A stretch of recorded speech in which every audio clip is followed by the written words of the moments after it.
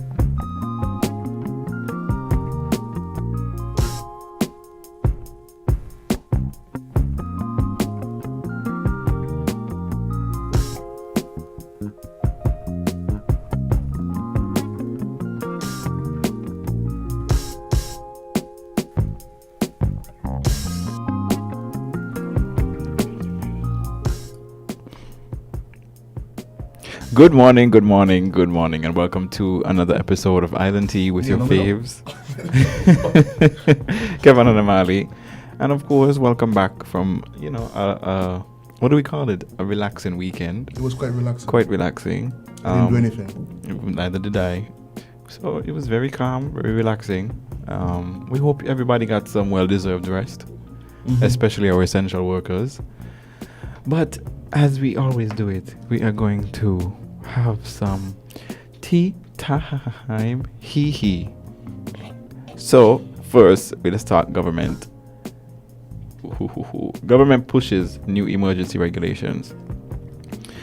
The latest emergency powers have been released and took effect from Saturday, 25th July at 5 a.m. and expires at 4:59 a.m. on Saturday, August 1st, 2020. Under the new regulations, the established curfew remains at 12 midnight to 4:59 a.m. Also, the mandatory wearing of masks in public places remains in effect, along with required social distancing and physical distancing measures. The new regulations, which were released by the Prime Minister's press secretary, indicates that businesses must 1. Ensure that all customers and staff maintain physical distancing. 2. Determine the total number of persons that may be permitted in the establishment at any one time. And 3. Place distance markers at least 6 feet apart, indicating where each customer must stand on a line at a checkout or point or other lines. Persons who contravene or fail to comply with the regulations shall be liable on summary conviction to a fine not exceeding $5,000 or a term of imprisonment not exceeding 6 months or both, and to forfeiture of any goods or money in respect of which the offense have been committed. So, listen, or the government literally tell you who can't hear this feel. So do what you know you're supposed to do. The mask might be annoying to you, but it's to keep everybody safe. And the reason why we have 0 COVID cases is because we're doing just that. So, We actually have to. well, publicly, we have 2 currently under lock and key. But let's keep the streets COVID free, because you might end up with a $5,000 fine, up to $5,000. And I don't know about y'all, but Corona ain't the time to be spending $5,000 to not wear a mask. I believe this weekend is when they're going to do the 2 cases. When they're going to be released. The second case that was announced. The second is the local? This weekend is when we're going to know if she or he is free to go. Is cleared, and then we'll be calling if we once again. So the 16th case has been released? They already been released? I think so. I think they'll be tested sometime this week though. Because they were almost the same time. It was almost the same time, but the caretaker was after. Right. Like shortly after, very shortly and after. And the caretaker, they think they're going to test them again this weekend. That's from what I understand. Well, to be quite honest, I'm actually very happy with the social distancing markers at queues, because I can't tell you how many times I standing in a line at certain establishments and somebody in the line behind me, they're phoning me back because they're right up under me. And then if you ask them, you might, you're hitting with your phone, or you mind stepping back a little bit, they're going to just take their phone, and instead of, like, they won't move. And it's quite frustrating, because I don't know about the rest of the population, but I like personal space, and I don't want to feel somebody's breath on my back. Hey, I'll be honest, the social distancing thing, it's a dream come true. It's a dream come true. Utopia. Move. It is so annoying when you're in a line trying to do what you're doing and you're by yourself, because most of the times I stand up in line and I put in my headphones because I need to not focus on what's happening around me for a hot minute. But then somebody phone right in my back, or they turning on the elbow in me, or they push the back in my shoulder, on my arm, digging me in my hip. Come on. Look, I can't deal with like the person like hit you once. Okay, it might be a mistake. Yeah, and then you hit me again. You acknowledge that they hit you, so you turn around and you say, you give them the look like, you just hit me. But it's okay, like just I'm letting you know that I know you hit me, and then you resume what you're doing. 2 minutes later, boom bang again. I just want to walk with a scissors sometimes and cut people bag straps. You hit me with your bag 3 times, snip, and your bag gonna just drop on the ground. Amali, thank you for sending the link, Jade. I'm going to share it. This sound like a personal problem. Because Kevin. Let's move on. You're gonna make me go upstairs. You make me go upstairs for scissors. To go to that shop. Just to keep in my pocket for like when I get poked with somebody bag again. Even backpacks, ain't just purses, it's the backpacks too. Like people going to put on their backpack, stand up right next to you, and then start turning. And somebody call them, they don't tell me their head, they tell me the whole body. And they can lick you with their backpack. Oh, no, Patty. Yeah. Anyway. Yeah. Let's talk No Culturama. Only bad news. Only bad news. No Culturama events for the holiday weekend. So the chairman of Nevis Culturama, Antonio Liebert. Big up Abernathy. Indeed. He says that there no events are on for the usual August Monday holiday weekend for the cultural festival. That comes as the committee did not receive the necessary approvals to host any activity from the Nevis Emergency Operations Center. The local government made moves the local government made moves very early when the pandemic first hit. So they altogether just cancelled. I mean, virtual is fine because money not there. But they basically come together and cancel the whole event. The Minister Liebert, you got me calling people minister. I do it over the weekend several times. His Excellency, yeah. It's a sign of respect. But he gave insight into the impact the virus has had planning the mega cultural festival. But with that not happening, the chairman notes that the committee has been set back in the planning for the 50th. I don't think we've seen that a lot. Like, everybody know that the 2020 plans are cancelled, so everybody just gearing towards the 2021. The 2021. So no long jam? But not even that, not even a form of the festival? No 4-in-1. You could 4-in-1 in your house. You go for in your bathroom. Actually, somebody sent me that in a message like this week. Like they could do a virtual 4-in-1. I was like, So what are you going to do? You're fit in your bathroom? Wet fit in the bathroom. They can do the pageant virtually. Or sell sprinkler packets. You could go outside, plug up your sprinkler in your yard. Like you get a sprinkler packet with like powder and paint. So instead of a Juve package, you get a sprinkler package. So you get a sprinkler attachment, pack a powder, whatever else, a mini blow up pool, and you set up your thing, and you tune in, and even like a piece of shower curtain to you could cover your computer, so you could have it in the yard with you, Nice. and you're fed in your yard. Kevin for chairman. He in here. Kevin is a loser. May know how much you gonna get, but That's a heap of sprinkler heads. that's all I'm gonna do. After the sprinkler heads, I'm gonna say so what next. But the Marriott workers are now calling for clarity on government assistance. Despite the government's efforts to assist those Marriott workers affected by the effects of the pandemic is having on the local tourism sector, several are calling for the government to disclose more about their initiative to assist them. On Friday, July 24th, affected workers began filing out applications for assistance by the government. However, many who turned up and filled out the form were disappointed that they were not given a time frame on which the assistance would be forthcoming. Yikes. Wow. Several who spoke to WinFM, they said that they welcomed the move by the government, but they would have wanted the assistance immediately, or at least be given a timeline for the help.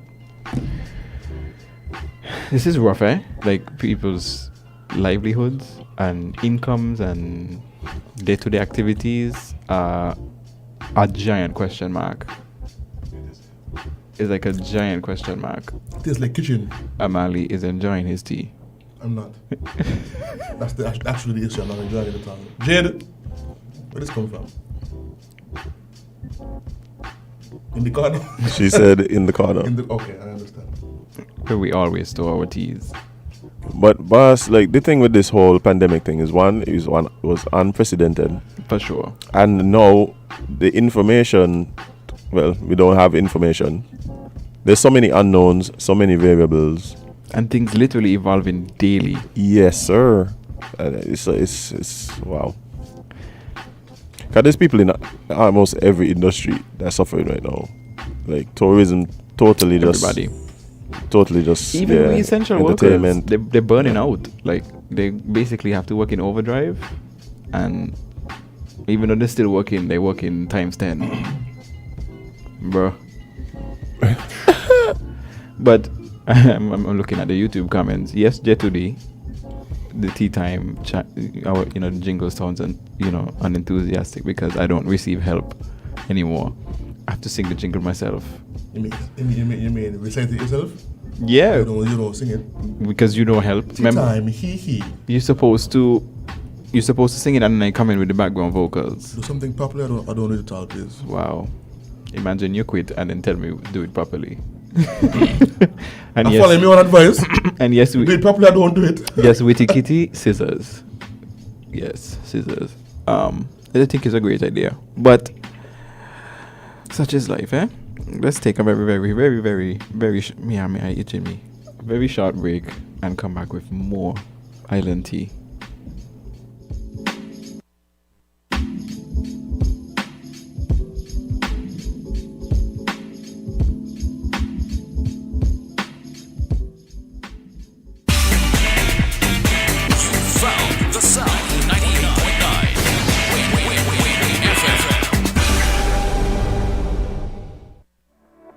The St. Kitts Cooperative Credit Union is proud to announce our first ever virtual annual general meeting. Our 37th annual general meeting will be hosted virtually via Zoom on Tuesday, the 28th of July at 5 p.m. sharp. We invite our members to visit our website, www.skccu.com, or our Facebook page for registration details. Kindly note that the deadline for registration is Wednesday, the 22nd of July.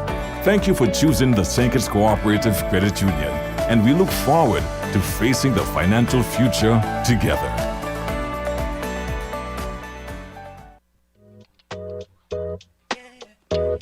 Join us on WinFM every other Tuesday for Let's Talk IT from 7 p.m. to 8 p.m. to hear our hosts, Naeem Richardson and Janiqua Esdale, speak about different aspects of social media, technology, and STEM advancements in youth.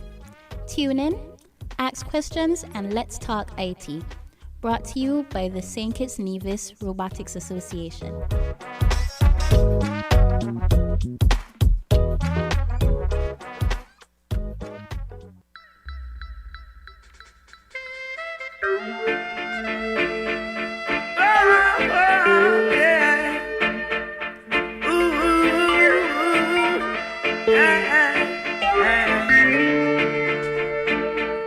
They can't keep a good man down. Always keep a smile when they want me to frown. Keep the vibes and I stood my grounds. They will never ever take my crown. Oh, Jah bless, I say no man curse. Things getting better when they thought it would be worse. Here comes the officers asking for a search. They found no weapon, just only a draw first. But I'm so solid as a rock, they just can't stop me now. Even when they set their traps, they just can't stop me now. People will say this and that, they just can't stop me now. Even when they set up roadblocks, they just can't stop me now. When they come with their evil thought, I just listen whenever they talk. That is the light into my dark. He cut and clear all my path. They fight me without a cause, trying to make my life so hard. The King of Kings and the Lord of Lords, give it all reward. I'm so solid as a rock, they just can't stop me now. Even when they set their traps, they just can't stop me now. People will say this and that, they just can't stop me now. Even when they set up roadblocks, they just can't stop me now. So down to mix me up in your dirty game. You're only trying to tarnish my name. You're only looking for the innocent to blame. When you're the ones who wish the guns down the lane. You only cause destruction and the pain. But the righteous believes in the rain. Love is all I got to give and I'm not to shine. Looking for the future, the sky I can't tame. Cause I'm so solid as a rock and they just can't stop me now. Even when they send their traps, they just can't stop me now. People will say this and that, they just can't stop me now. Even when they set up roadblocks, they just can't stop me now. So they can't keep a good man down. Always keep a smile when they want me to frown. Keep the vibes and I stood my grounds. They will never ever take my crown. Who Jah bless, I say no man curse. Things getting better when they thought it would be worse. Here comes the officers asking for a search. They found no weapon, just only a draw first. Solid as a rock, they just can't stop. It's just like good morning. Good They morning. don't tell you when this podcast. Bye-bye. Okay. Welcome back to Island Tea with your faves, Kevin and Amali. We're just spunking some story here. Yeah, Yeah, we- it. Boy. Say me ass. Let's talk some good news. Some good news. Because, you know, apparently all we have is bad news. But let's talk about tropical. Gonzalo has been downgraded to a tropical depression. Yay. The NHC has downgraded Tropical Storm Gonzalo to a tropical depression in its 2 p.m. update, and this was on July 25th. So that was Saturday. Yeah. NHC said that Gonzalo was 80 kilometers northwest of Trinidad with sustained maximum winds of 35 miles per hour. Gonzalo is moving towards the west near 20 miles per hour, and according to the NHC, a general westward to northwestward motion is expected into the night. So, good news, storms weakening. Great, because now is not the time for that. So, Wait a minute. Gonzalo? No, for only good news. Inoite. You know to hear that? Good news. We have some good news this morning on Good Island news. Tea. So One of the things that I've been realizing with this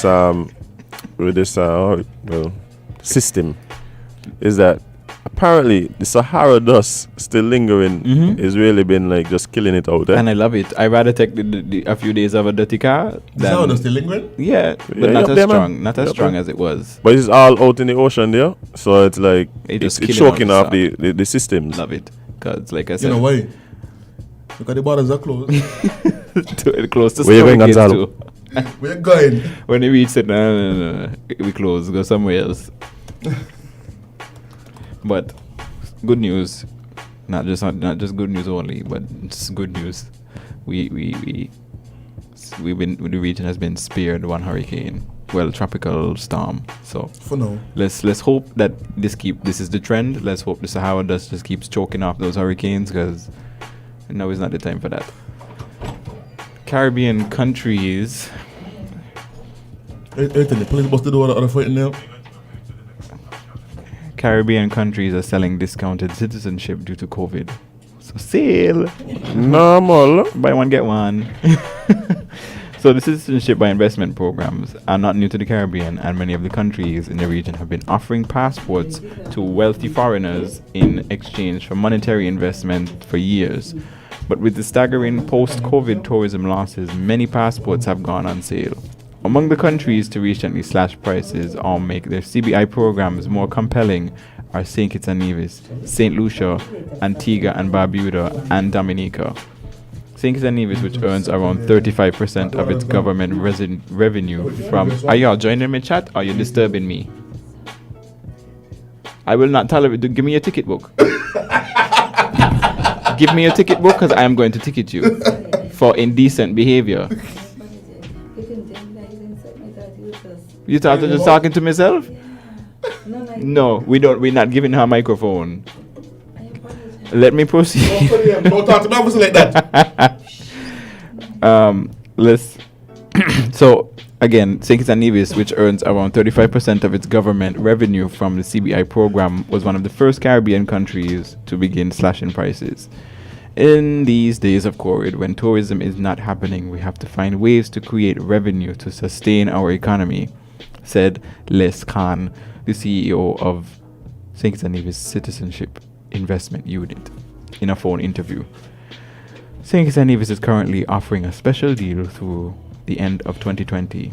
It entails paying a contribution of $150,000 to the country's Sustainable Growth Fund, which will secure, for those who can't afford it, passports for a family of up to 4, a 23% discount of the usual $195,000. This is a great deal when considering the fact that St. Kitts and Nevis currently has the 26th most desirable passport in the world. Get your passport now. Right? Out of 169 countries, according to the 2020 Henley Passport Index. It's always updating, but I love the passport index. Sometimes just go on there because you could compare passports and see the visa requirements and stuff. And I feel a sense of superiority over persons lower than you. Yes. But 100%. to my surprise, I did not know that's how strong St. Kitts' passport was. It has climbed significantly over the last 5 years. Yeah, I did not know that's how Because strong St. St. Kitts Kitts' was done by 40 something at a time there. Yeah, man. Hey. Big up the A Premier, man, Bradley. Jade said, "Wait, think Hush Puppy was looking one." Big up, Pops. Yeah, so I mean, we have a great passport, and now we Few offering pops. discounts. So we also have in May, St. Lucia cut the requirement of CBI investment in 5-year non-interest bearing bonds in half to $250,000 for an individual, or $300,000 for a family of 4. The special offer on these COVID-19 relief bonds expired at the end of 2020. St. Lucia's passport ranks 33 on the Henley Passport Index. So Yeah. St. Kitts is a 26, and our friends, our family St. Lucia ranks at 33. Where's Antigua? You know what? I want to look at. I'm gonna put it up. The passport Where's index. Antigua? Gaston! Uncle Gaston. Plug in next year. Let me see where Antigua be. Let's. And Jamaica. Jamaica probably like Jamaica is 100 and actually, something. yeah, Jamaica is pretty low, to be honest. Rank. I thought that was about the Caribbean. But the thing is that these governments are looking for creative ways to try and raise revenue. That's what's going on. And this isn't the first time. We saw a lot of this happening. with after the Maria hurricane and things like that, where countries, sail, get your passport now. There was even some confusion about it because some countries went so low that other countries were like, "Yo, what are you doing?" Yeah, no, that definitely had to be a talk at the annual CBI conventions. So, surprise, surprise, we are number, 26? We're 26, and America's actually 20. So, just so I know. Just to put y'all in check, we until the next election. There. So Barbados is 25, if number 25. Barbados is the highest Caribbean country on the list. Barbados is 25. Bahamas is also 25. St. Kitts is 26. Who's number one, Kevin? Number one is Singapore. No, I lie, it changed. Me, I'm Japan. Oh, where Singapore is now? Singapore. I love Singapore. Love Singapore. I mean, you can't chew chewing gum in the road, but I love Singapore. Lock up. Wait, Singapore gone? There's no more Singapore? It did. COVID wiped out They Singapore. got passport no more. I mean, no. But let's look for Antigua. Antigua should be. Antigua is 30. Wow. 30? Not bad. Yeah, okay. What Nice. about Jamaica? 100 and what? Jamaica is 38 actually. What? So that's an action. But I'm surprised. Actually, the Caribbean countries, We flourishing, you know. yeah, we're flourishing. We're doing it.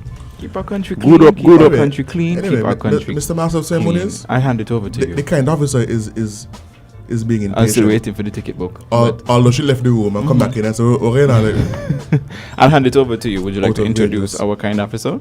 we've just been joined by Do we have a sponsor?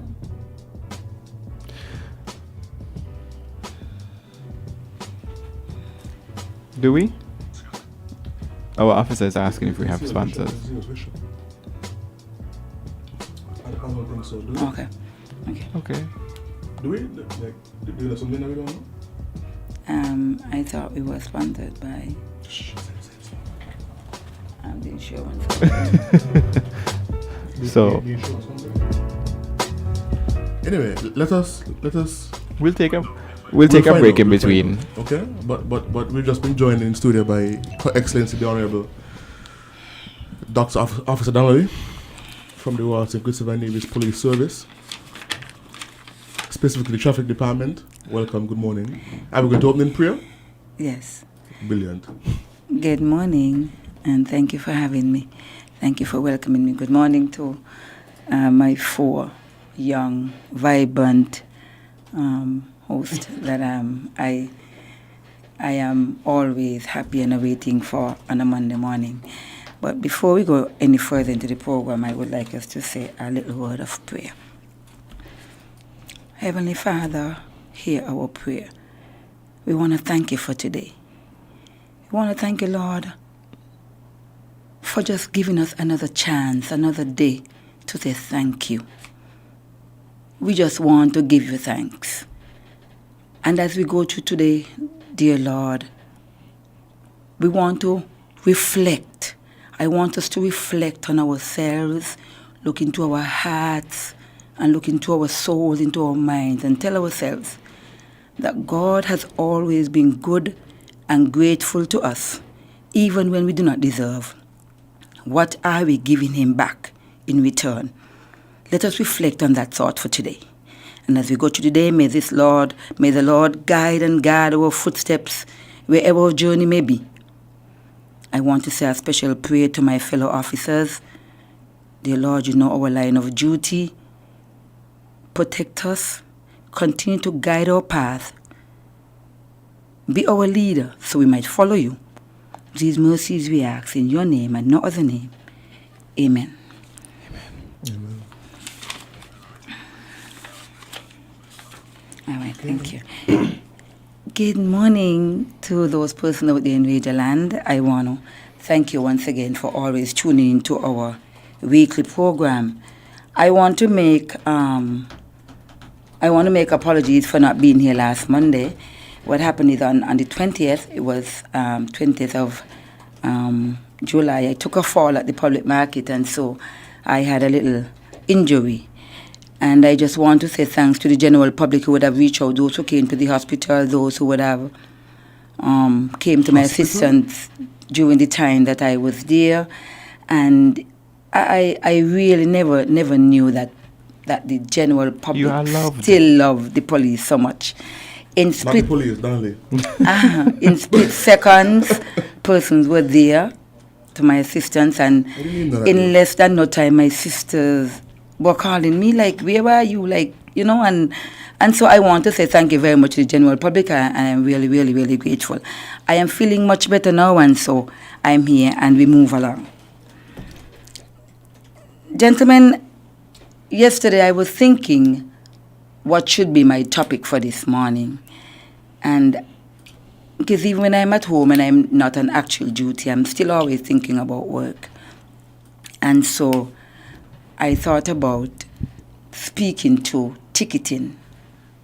Ticketing in the sense when persons receive a ticket from the officer, the reaction of persons when they receive a ticket, and sometimes the reaction of the police when given a ticket. We want to remain a lawful and a law-abiding citizen. And so we don't just go around giving tickets because we want to disrespect anybody or because we want to show ourselves or think that we have the law on our side so we can do what we want. We want to remain a law-abiding society, and so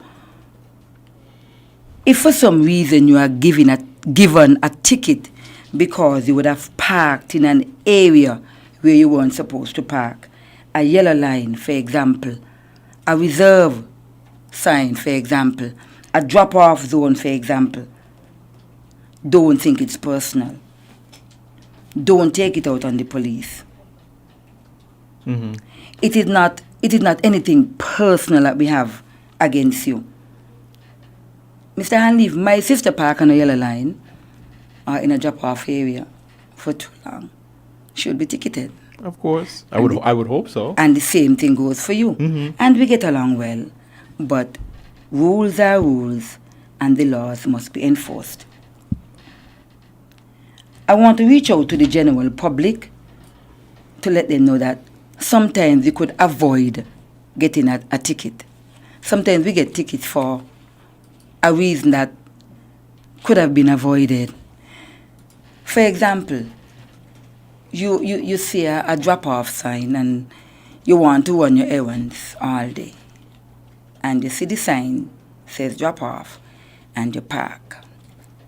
1 hour, half an hour, and you're going to do your business. You come back, the officer gives you a ticket, and you start to be disrespectful. When people start to become lawless, that's one of my favorite words. I know, that's why I started laughing, because we said last week. Yeah, we said lawless is your favorite word. When people start to become lawless, that is when criminal activities, they start to become rampant. Persons, you understand it because persons. Yes. Mm-hmm. And so things start to get out of control. Mm-hmm. And that is not what we are looking for. We are looking for all of us, because put yourself in my shoe. What if you were a police officer and every offense you pass, somebody park on a yellow line, somebody blocking up traffic, buses overloading, a muffler that is off that is making a lot of noise in the street. All these are traffic offenses. What if you were in my position? How would you feel not doing anything? And then at the end of the month, you're going to collect a paycheck. Mm-hmm. The laws are there for us to follow, for everybody. Police are to follow the rules and the laws and be guided. Mm-hmm. But we are here to enforce the laws. And so some persons think that persons have something personal against them when they give a ticket. If I'm consistent in giving a ticket to everybody who is supposed to get a ticket, then I don't see a problem. Mm. If I start picking out and not issuing tickets to my friends and my families, that's a problem. If you have an officer who, for any reason, disrespect you once you have given them a ticket, you don't leave it there. If you feel in your mind that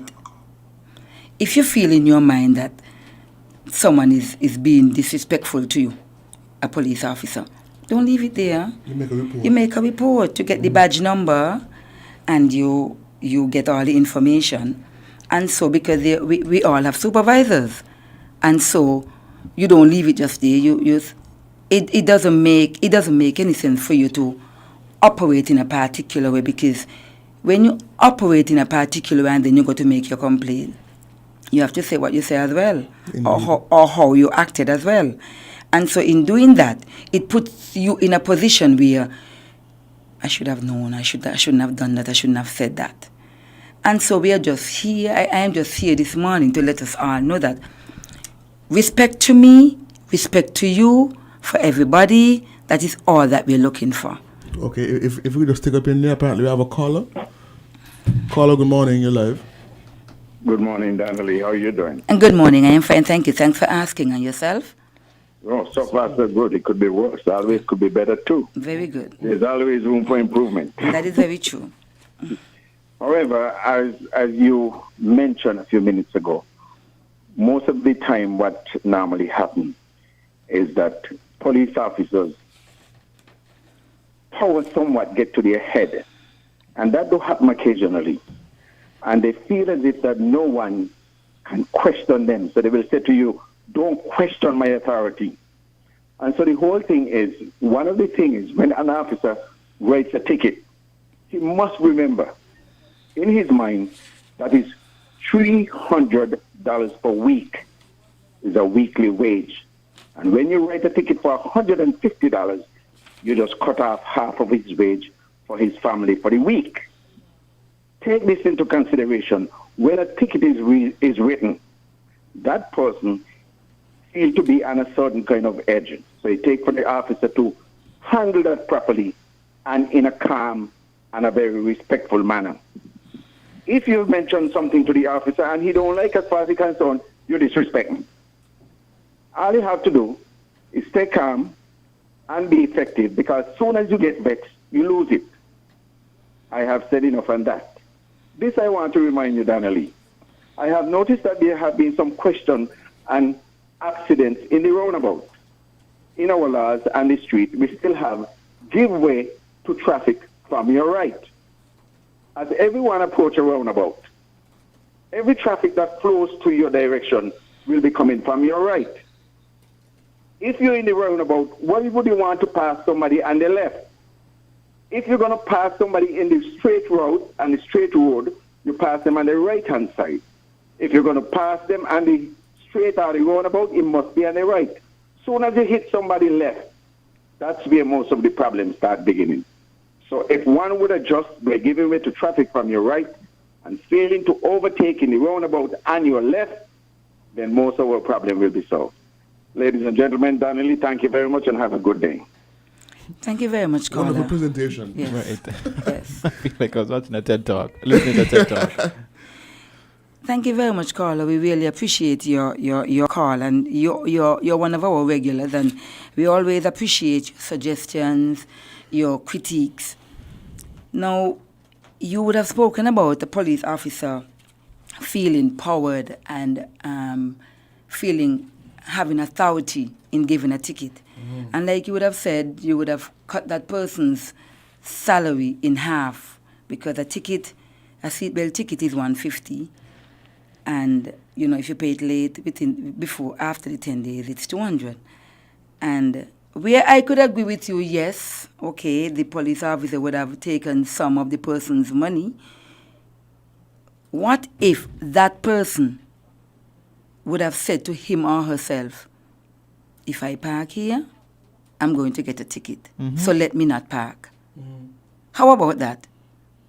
But some persons are just lawless. Go ahead. I know you want to lawless. say. They want it, they risk, but they want the consequences. Exactly. I think the issue is a lot of us, we we hear the concerns of people saying, we only making this amount of money. We only Then behave. But then the issue is, if you know that you only have a certain budget to work on, don't put yourself in a position that's gonna take away your salary. We know better, do better. Exactly. And then when the police officers show up and ticket Give it you to the police. for parking in the reserve spot, you're abusing. How am I gonna pay this? Why did you park there in the first place? I only went go one cross the road, but it still can't park there. Exactly. And I say to persons, police officers could be and should be lenient. We should use our discretion. If you want to go into the treasury just to drop off a letter and there's a drop-off sign right there, and you say, officer, I just want to, you wash in, you wash out. I don't see something wrong with that. I was traveling here this morning. No, I was traveling here this morning, and there was a lady parked by the island purified water. She was getting water, and there's a yellow line right there. Her trunk was open, and she had all her bottles. And so I stood behind her for about 30 seconds, and then she looked back. She looked back at me, and then she looked forward. So I got on the mic, and I said, ma'am, good morning. You're parking in a no parking area. You're parking on your line. She said, officer, I'm just catching some water. Could you give me 5 minutes? And I said, of course. Now, I knew she was catching water, and I saw she was catching water. And she see you know. But I wasn't just going to just pass the offense. Yeah, you need to let her know that she's still in, even though she's doing something and I see what you're doing, you're still not supposed to be there. Exactly. We'll take the call. Good morning. Hello, good morning. Good morning. How are you, officer? Good morning. Morning, my superior. Good morning, and how are you? I am good. Now I hear your voice. And I know that you're between 2 or 3 young good guys. I feel good. 3 young men and 1 young lady. Okay then, that's understood. Now, Donnelly, I'm going to ask you a question. One answer, yes or no, and then I'm going to make my comment. Is noise pollution still on the law books? Yes, it is. Okay then. Now, there is an omnibus that's carrying passengers, so he's serving the public. And do you think it is right for the driver of that vehicle, to be like 6, 5, 7, 4, 3, 2 miles away from somebody standing at that distance, and they could hear the noise in that vehicle? It is every day that individual does it on the public road. And I want to know if only civilian could hear that noise and not police. Because that vehicle passes Keon police station every day.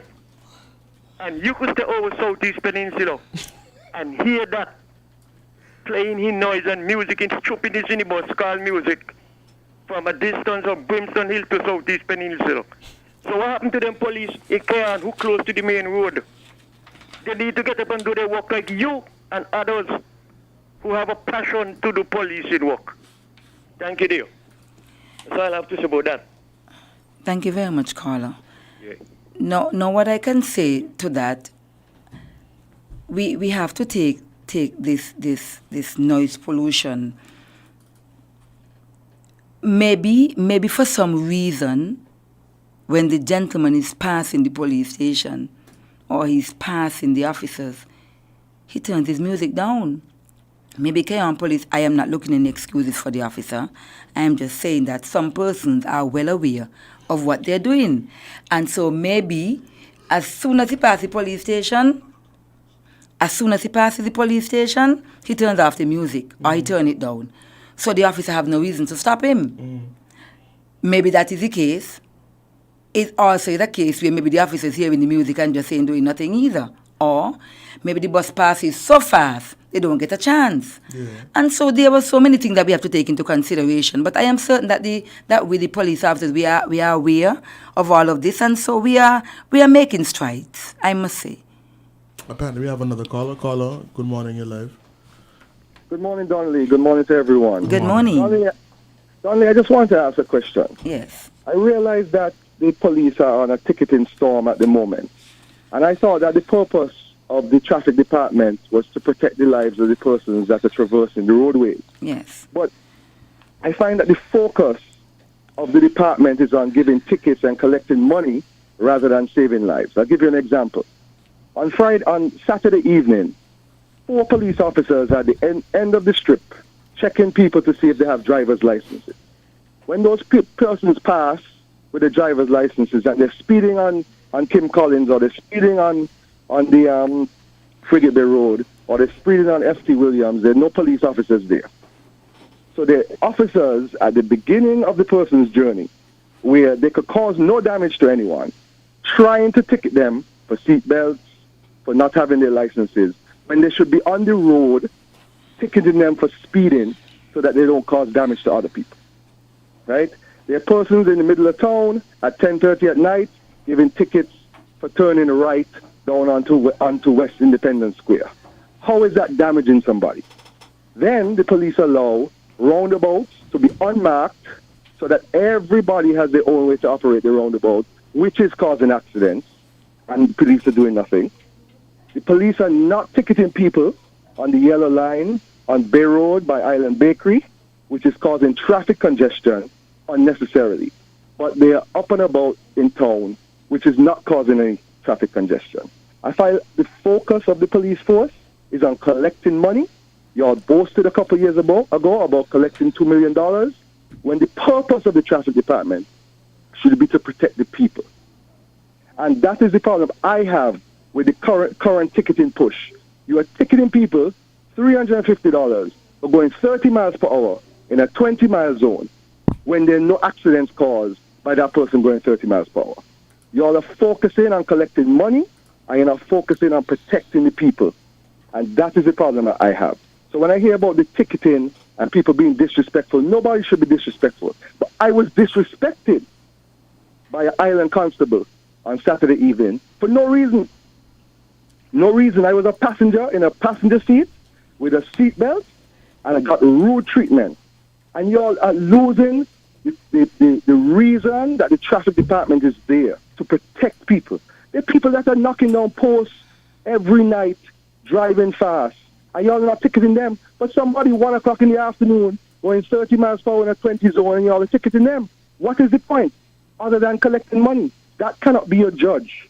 And I want you said your prayer this morning, I want you to reflect and talk to your superiors so that everyone can realize the purpose is to protect people, to create good traffic flow, not to just ticket people so you could say and boast that you made $2 million for the government.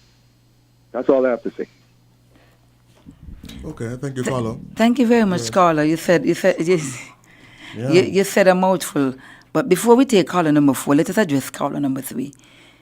Caller number 3, I sat here and I listened to you, and we are grateful for your call. We accept your criticism. We accept the fact that you are thinking the way you're thinking. And I would not stay here on the radio where I am being televised, if I could use that word. Broadcasted. Or I would not stay here and make any assumption. What I would say is that you have your own thoughts. You think of it the way you're thinking of it. And I cannot stay here and say, oh, well, you're wrong or you're incorrect. Let us just look back and reflect on what you would have said. You said we're giving tickets. We should be giving tickets at the beginning of the roundabout, person speeding, and then in the latter part of your conversation, you were saying they're giving persons ticket traveling 30 miles in a 20 mile zone. So which is it? We're giving ticket or we're not giving ticket? Now, I don't believe that the government has ever said to the police officers that we have to make a target of $2 million. So this is what you're after. Persons sit and think and feel how they feel. And everybody has their own opinion. And everybody have to respect each other's opinion. And nothing is wrong with that. But the law is here for us to enforce. And as I said earlier when I started my program, we are not here to disrespect anybody. It is not about us making any money. It's about just making sure that we have a law-abiding society. The gentleman who spoke about, number 1, the caller who spoke about the accident in the roundabout. Now, we come on the program every week and we speak about accidents, we speak about the roundabout and persons not doing what they're supposed to when it comes to roundabout, persons trying to overtake somebody and, persons not adhering to the rules of the roundabout. And so, general public, we are appealing to you that you are the drivers, we are the police, we are drivers as well. But if you take your time and if you do what you're supposed to do, when it comes to driving, things could be a little easier on the police and on yourselves as well. Let us take the calls. Good morning, caller. You're live. Good morning. Good morning. I think the problem is inconsistency in the exercise of discretion. Individual officers, I think, exercise judgment as they see fit. And I want to confess that I've been ticketed when I should have been, and also given a break sometimes as well.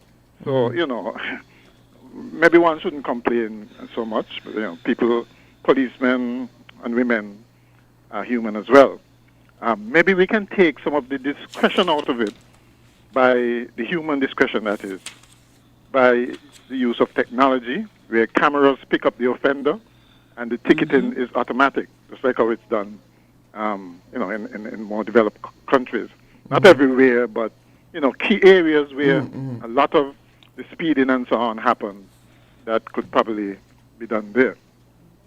And finally, not to complicate the roundabout question, but maybe it's important that people realize that if they're in the wrong lane in a roundabout, okay, based on where they're going, they can actually go right around the roundabout and correct this, right? Because I remember coming off of Kim Collins Highway to go to Rams, and really you should be in the left lane, okay? But somebody in the right decided that they wanted to go to Rams as well.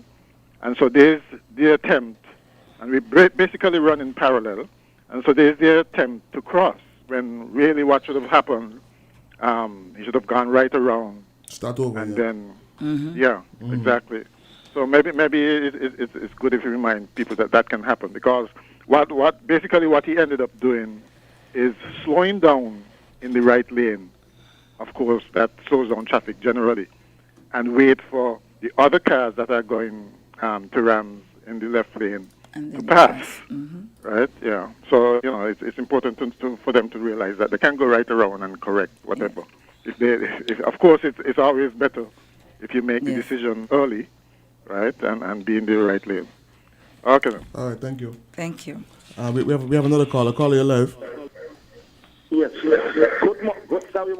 Good morning. Yes. Good morning. I hear the officer there says something about respect everybody's opinion. A lot of opinions are rubbish. Rubbish. You can't respect rubbish. This thing about making money for the government by ticketing people, man, if it's so, it's so. One time I know they had a strike in New York City, police strike, and not all of them. And when they tell you how much money they were losing per day, I mean, that's New York City, where got about nearly 10 million people. But people must learn to respect the law. Wrong is wrong. Saturday morning, I saw a car pull up there and park up right where the buses are parking up.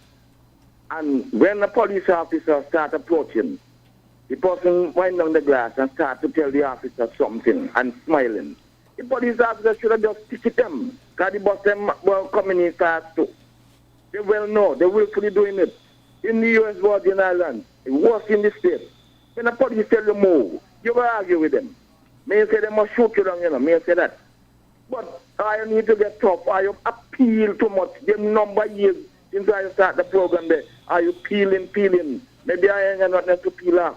the people them to lawless, and you rightly said it, When they used to say you give people in to take a yard, a line, and they take a yard. So they can go further.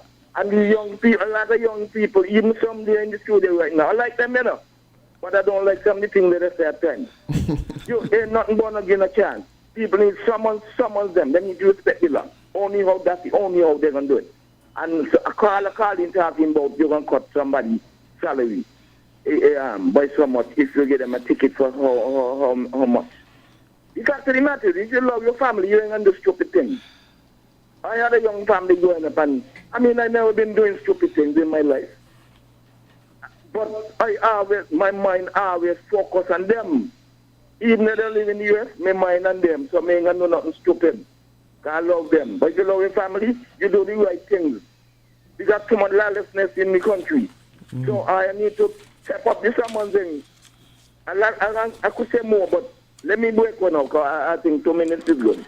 All right, thank you, sir. But keep up the effort and summon them. Thank you so much.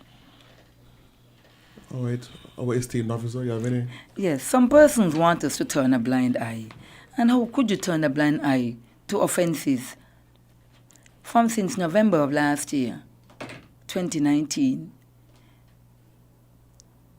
the Bay Road, and I would have said that on the program, almost every time I come on the program and speak to it, there is a no entry coming along the Bay Road. You can only travel.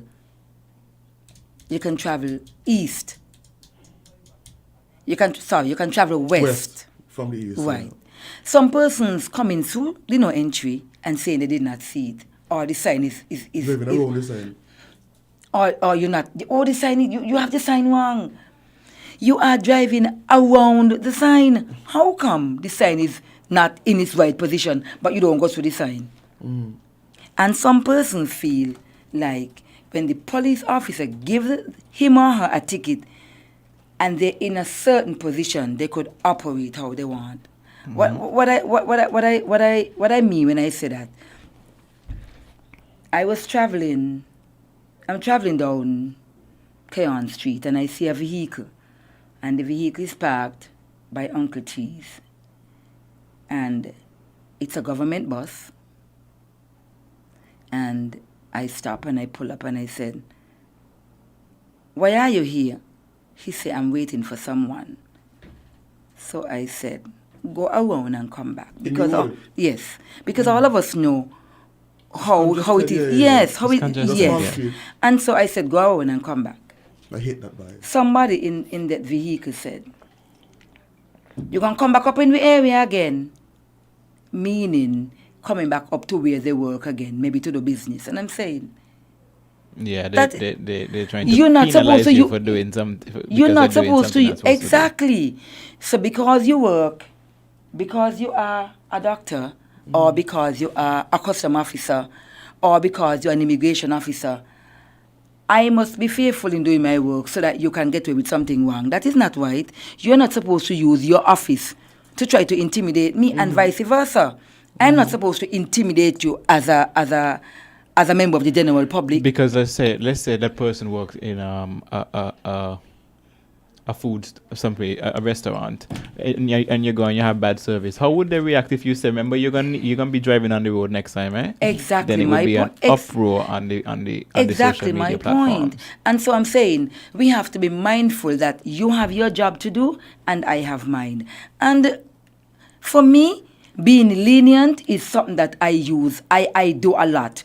My discretion, I use it, and I use it all of the time. Because, I mean, things are slow. Things are not they're not normal times. We are going through a rough period. But person must also be mindful that the law is there for us to enforce. And so you must be mindful that if you're going to park where you're not supposed to park, it is a possibility that you'll be ticketed. Now, here it is the gentleman spoke about. And you didn't even ticket them, just ask them to go around the block. Just ask them to go around the block. No, I would agree with caller number 4 who spoke about automatic ticketing. And you know why? Let's take off, and I spoke about it on my program the last time. You're coming from down into the old factory. There's a big sign there, Mr. Hanley, saying, "No right turn." And everybody use that sign onto the bypass. No right turn, but you're still turning right. And so a lot of times, 90% of the time, no officers are on that road, and so you get away with it. So you feel like it's okay for you to do it. And if you see offenses and you don't do anything, persons are going to feel like it's okay. And you do it again. Right, again, and you're not going to stop. And for me, I always say, whenever I see an offense, I will speak to it. Because you're either going to think of me as a weak leader or somebody who's doing what they're supposed to do. Because if I see you all the time, Mr. Hanley, parking on 4th Street, the sign says 30 minutes and you keep parking there for an hour every time, I'm not saying anything to you and I'm saying a good hello to you. So by down the week, police officer don't take on she. She only got a lot of mouth. She only good for some people. I think one of the biggest things is everybody on the road knows better, because there's not one of us that will leave the country, go to a different country, and do the same thing, because we know it's not work. We will not jump in a rental and park on a yellow line because we know we're going to get a ticket. We will told the car gone. We know that in a roundabout, we can't just do what we feel in there because we will get ticketed, especially in countries or die, especially in countries with the cameras. The automatic ticketing. So we know better. We all know better, but I think like the issue is primarily is that because it's not constantly enforced in certain places, because the possibility of the officers not being present when these things are happening, we feel like it's our right to disobey the law. So why do we always feel that we must be driven? I do feel like we have this slavery mentality that somebody must always be telling me, don't do that. You're doing that wrong. That's not supposed to happen. I mean, in 2020, the gentleman spoke about correcting our wrong in the roundabout, the caller number 4. And he's correct. Start over. Sometimes you do a wrong, you want to make a turn and something happened, bam, you miss your turn. Just go around again, start over. And I really appreciate that caller. Really, really appreciate that caller. Because some persons feel they can just cut across you and just... A lady came to my office on Saturday morning. She was driving in front of me. And she's speeding and she's doing everything wrong in the roundabout. And I followed her to her destination and I had a conversation with her. And she said, Donnelly, I really appreciate this because I've been doing this thing wrong all the time. So I really thank you. So some persons really genuinely don't know. Right. Some persons genuinely don't, but some persons just know what they're about. And so I want to appeal to the general public. The gentleman said we've been appealing for years, but I want to continue to appeal because I think that we, like Mr. Hanley says, we all know better and we can do better. And help us. You help me and I help you. Once we are a nation, once we are a country, once we are a society that respect the laws, then we have no difficulty in adhering to what the police officer, when the police officer is doing his or her duty. Because you want to go to Ramsby Road, to the supermarket, if there's no parking space in there, you're going to block up the road and park in front of somebody, double parking abreast. Why would you do that? There's a parking space over there. At the front back. and back. So go on and move along. You're going to put yourself in a position for somebody to come along, have a conversation with you, ticket you, and then for you to argue. And you know, I think the main issue is I don't think people understand how much we get away with in St. Kitts. Almost everything we do in St. Kitts, you cannot do. Anywhere else. Other countries, you can't just stop in the middle of the road to let out somebody. You can't. You cannot. You cannot do that. In other places, you can't just pull out. There are places in St. Kitts you could basically pull off the road almost anywhere. You can't do that in certain places. Other places, you can't pull up on a lane to say. Other places have shoulders. Other places have shoulders. There's a sidewalk right there. You cannot pull anywhere. And we keep doing these things. And I think what our problem is, we are given a lot of free roam to do certain things. And we think it's right. And we think it's right. And even though the officers allow us to do it because, you know, it's just our culture to pull off and, you know, somebody going right here, let me just pull over quick, let them jump out and keep going. But then the issue is when we abuse those things, they get taken away. And then when they get taken away, everybody can fret and fuss. And so why not just see what we're working with and do it properly? Exactly. And the thing is too, Mr. Armand, this is how some person operate. You know that this person wants to get off by Rams, but there's a yellow line, I can't stop. They're in the vehicle, they know they're getting off. But when they get off, they have to stop, stay long to get out, chat. Chat. You know, I look for that bag. There was two things that happened to me over the weekend. The number one, actually one happened this morning. Driving on the roundabout coming from Frigate Bay to go to what automotive, what that road is? Pond Road. Mm-hmm.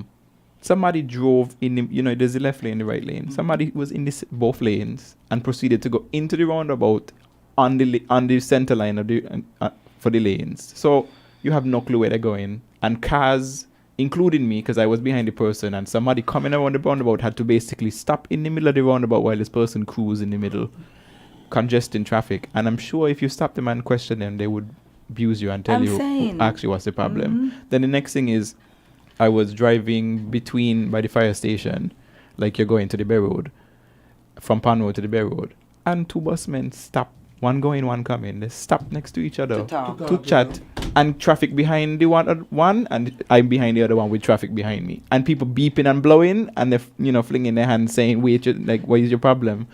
You can't do that. What if my somebody in the car trying to get them to the hospital because they're bleeding out? Your conversation keeping it back, like, so many things could be going on the road, and your conversation on a road is more important. And they feel like they are correct. You have a conversation with them and they're ready to curse. Yeah. Question: is it an offense in St. Kitts to drive under certain speed in certain areas? Yes. Is it obstruction of traffic if you're driving extremely slow for no reason? Yes. I mean, because I just carry soup sometimes, so don't ticket me for driving. Because if I am driving with soup in my car, for example, and I have to drive slow so I don't mess up my whole car, I will put on my flashers to let people know there's a reason I'm driving slow. But some people just go super slow for no reason. Yes, and the road round the corner behind them.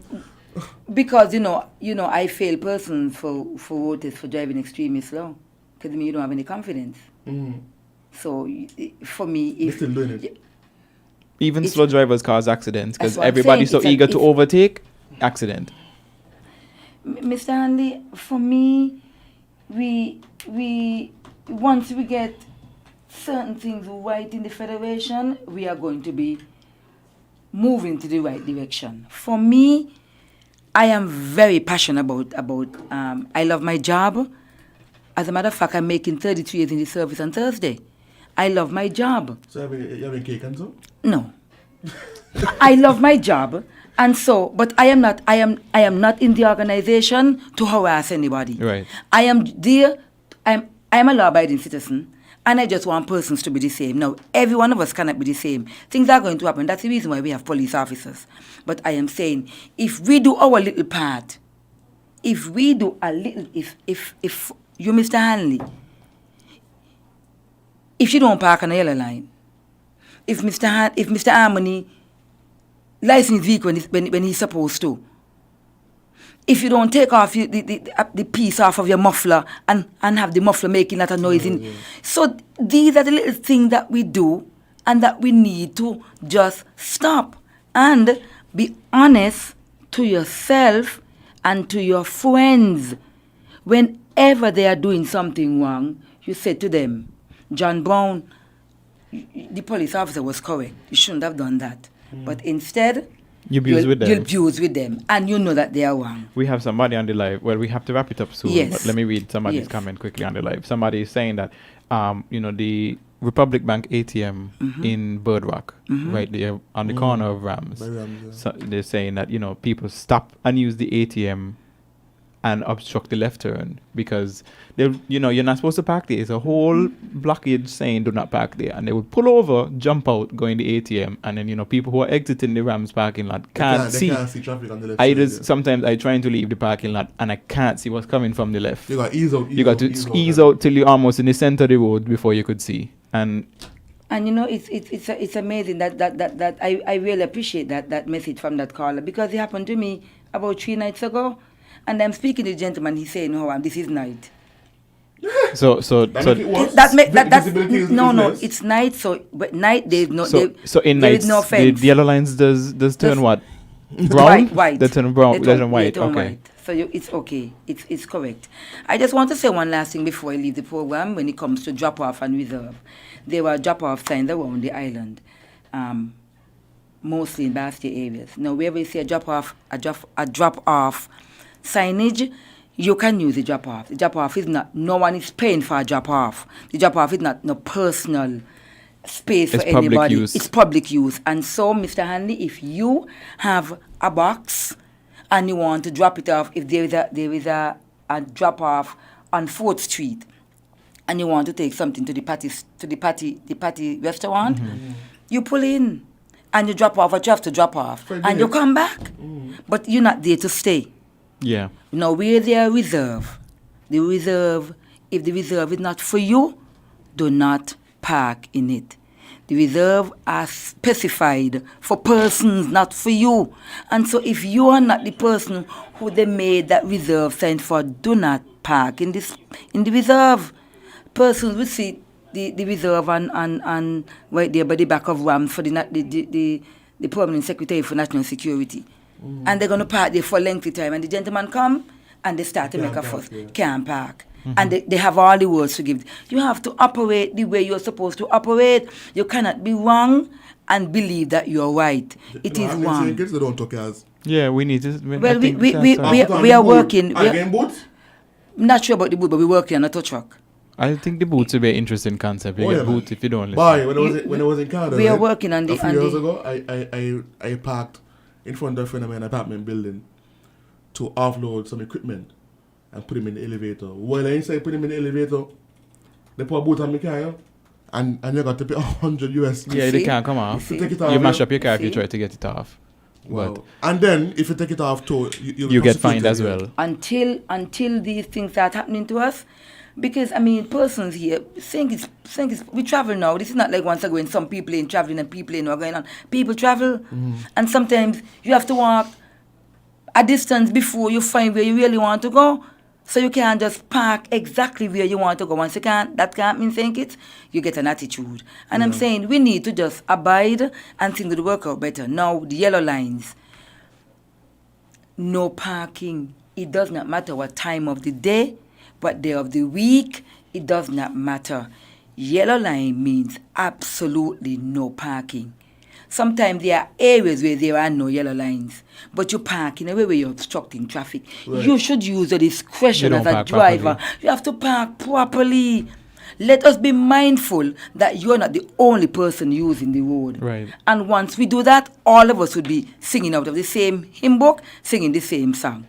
So as I leave the studio this morning, I just want us to just look, like I said in my prayer, look within ourselves and see where the mistakes we are making, see where we can make a change, where we can do better, and work along with each other. And if we have a friend, we have a father, a mother, a sister, a brother, and we recognize that they are not wearing the seat belt or they're on the mobile phone while they're driving, whatever the offense may be, have a conversation. Let them know we are trying to keep St. Kitts safe and to refrain. Keep a country clean. And refrain from being lawless. Don't be lawless. Thank you very much for Have joining a great us. week. Yes. And that was Traffic Talk with our favorite Donnelly. After Donnelly. But as usual, we have to take a very short break to give you all a chance to hot up your tea. And we'll be right back. WINN is 98.9. 98.9 is Win FM. Protect your lifestyle with Caribbean Alliance Insurance. Dealing well with a low reputation and service for second to none. Securing you is our mission. People that you can trust, your business, property, we got you covered. Motor or personal, whatever it is, we got you covered. 130 years in this business, we've got you covered. For all your insurance needs, visit or call us at 465-2631 or 469-5303. DLU Walwyn, people you can trust.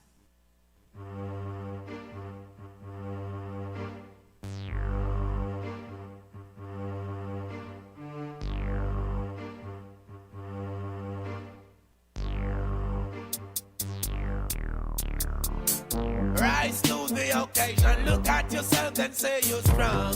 No one can stop you, oh yeah. Rise to the occasion, go ahead, you know you're strong. No one can stop you. It's for you to make the best in the life. Now that you've got the chance, get up and step towards your goal, it's alright. Fulfill your needs and the wants. You to make the best in the life. Now that you've got the chance, get up and step towards your goal, it's alright. Yeah, yeah. Some people read and meditate, others move scanty, yo. Some people are conscious about life, others are still panting, yo. Some people like strong drink, cognac, champagne and brandy, yo. Babies love ice cream and cake and candy, yo. I love herbs and girls with words, roots and my shanty, yo. Girls love clothes and shoes, girls to school brand new and the meat spanking, yo. Yet we all need education because that's the damn thing, yo. All things fade, living it standing. It's for you to make the best in the life. Now that you've got the chance, get up and step towards your goal, it's alright. Fulfill your needs and the wants. You to make the best in the life. Now that you've got the chance, get up and step towards your goal, it's alright.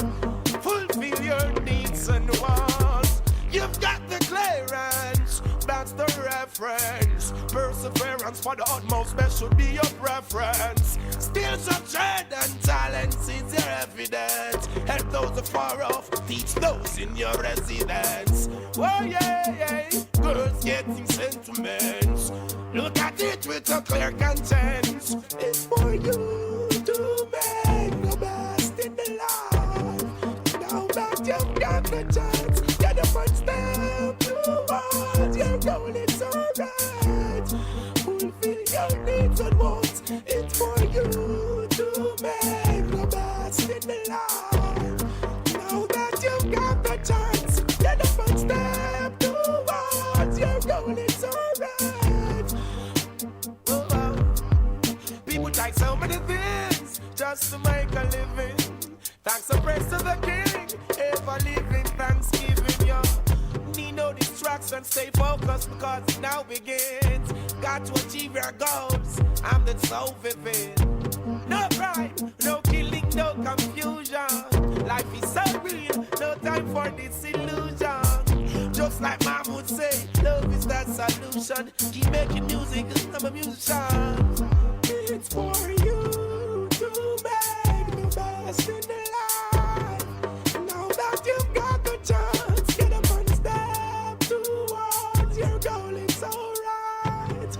Fulfill your needs and the wants. You to make the best in the life. Now that you've got the chance, get up and step towards your goal, it's alright. Welcome back to Island Tea with your faves, Kevin and Amali. Hi. I know you missed us because we missed us too. We know y'all love traffic talk, and we know there's some callers that call in and they don't get through, but the lines are always busy, especially during. Right, if we have to pick up all the calls, we wouldn't get to answer any of the questions from the calls. So, just try again next time. Just try one day, just get them what they want. Answer all the phone calls. Yeah, just answer all, and then when we finish answering phone calls, that was traffic talk with second episode of Island Tea.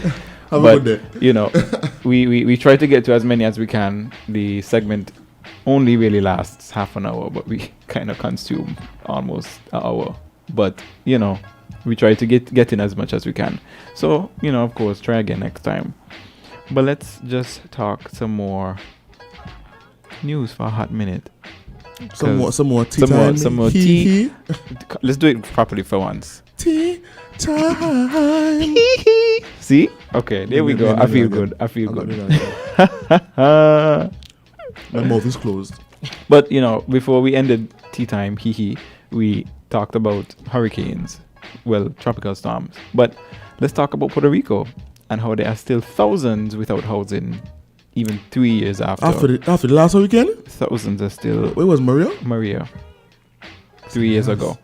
So nearly 3 years after Hurricane Maria tore through Puerto Rico, tens of thousands of homes remain badly damaged. Many people face a hurricane season under fading blue tarp roofs, and the island's first major program to repair and rebuild houses hasn't completed a single one.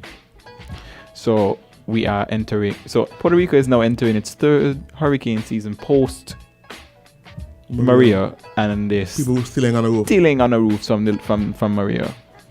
So Maria hit more than 786,000 homes on September 20th, 2017, causing minor damage to some homes and sweeping others from their foundations. A federally funded program administered by local officials carried out relatively small repairs to some 108,000 homes the following year, while churches and non-profits patched up thousands with private funds. A Puerto Rican government program known as R3 is the first major effort by a U.S. territory to carry out major repairs and rebuilding of damaged and destroyed housing. So sad. Nearly 27,000 homeowners have applied, but nearly 1.5 years after federal funding was released to officials, not a single repair or rebuilding job has been completed. Wow. So, honestly, I really hope the hurricane season just skipped Puerto Rico this year, because they are in no position to deal with that. You know, Hurricane Maria slammed into Puerto Rico with 155 miles per hour winds and spent 8 hours. Its center spent over 8 hours in the US territory, obliterating the electricity grid and causing more than an estimated $100 billion in damage. And these are US figures, so $100 billion US dollars. Ouch. Almost 3,000 people died in the storm. So honestly, we see in hurricane season might have been just starting, but there's some territories that have not recovered from those that happened years ago. So, and I've been saying that we really need to look at a change in the construction of our infrastructure, because this thing waiting for it to get blood down every year, not make no sense. Yeah, but I've seen hurricane in, like, what do you call it? Hurricane resistant? Hurricane resistant homes. Like the roofs are built differently to, you know. Like the suggestions that I saw was that the homes, the roofs of the houses are built almost like an upside down cone, right? Okay. So what happens is that there's no ledge for the wind to actually grab. So your roof can't come off because there's no ledge that's the for problem. wind to get when under. the wind get under there, it just rip. Yeah, because all of our houses have these overhangs. So it's just like when you're opening a bottle or something, where you just You got to get the hook. You got the hook under there's the just, and it's pull. just this leverage. But then I also saw some renderings, some architectural renderings, and they were saying that, you know, the Caribbean really needs to invest in concrete roofs, like the flat top concrete roofs. That's what Anguilla did after they had a really big. And I think that's a really good hurricane, idea, because even so, we could put greenery on top there, grass, some shrubbery on top. We keep the country clean and green. But keep the country. You know, it just one less thing to worry about. The windows might still be the issue, and that's something we could, you know, sort of try to remedy with shutters. But the roofs are the big problem. There are windows for that too. Right, there's windows for everything, and if you got all windows, you have the shutters. You could put on the other issue is that is drainage as well. I think what happens is that we build a lot of these new housing projects, and what we're seeing happening is that they now cause drainage issues for places below and down the road.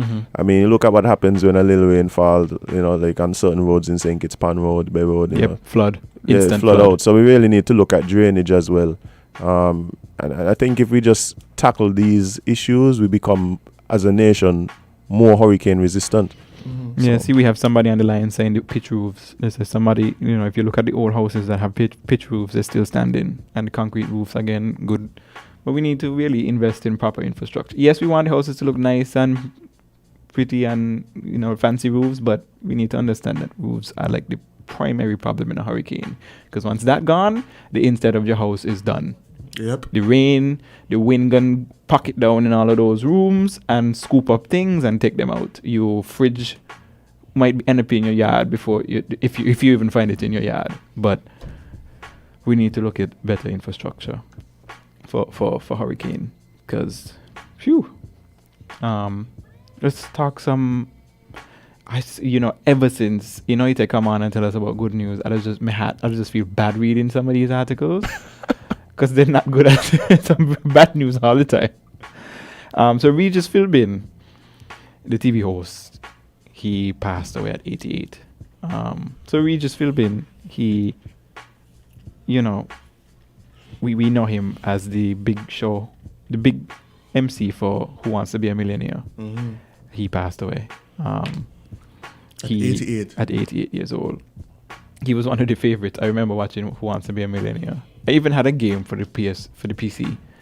Who Wants to Be a Millionaire, and he was on it. And I won it once. Me and my dad, we stayed up all night, and we literally played till we win the million. and we actually won it. Oh, you say y'all are millionaires now? Virtually, yes. Oh, virtual money. Monopoly money. So the man said we actually won it. Yeah, we won the so we million won $1 million. in the game on the PC with the CD. So the CD didn't eject $1 million. They need to fix the game. But it was fun. But you know, he passed away. He spent like 60 plus years in show business. He hosted a bunch of different shows, and Regis Philbin was one of the pioneers of like MCing during the TV era. Yeah, condolences to him and his to his family and his friends. And I'm pretty sure his legacy kind of lived on because, like you said, it's multiple shows, and he's always been class personified. Mm-hmm. Regis, you could never really catch him slipping either. Even when he moved on to Regis and Kelly, Regis was just always class personified. Right, man. 2020. But let's take another very, very, very short break, and then we'll come back with a nice topic for everybody because I'm waiting for everybody to get riled up for this one. We'll be right back.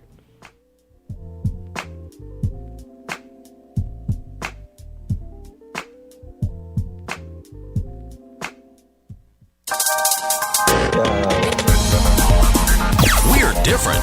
We're 98.9. 98.9. Win FM. The St. Kitts Cooperative Credit Union is proud to announce our first ever virtual annual general meeting. Our 37th annual general meeting will be hosted virtually via Zoom on Tuesday, the 28th of July at 5 p.m. sharp. We invite our members to visit our website, www.skccu.com, or our Facebook page for registration details. Kindly note that the deadline for registration is Wednesday, the 22nd of July.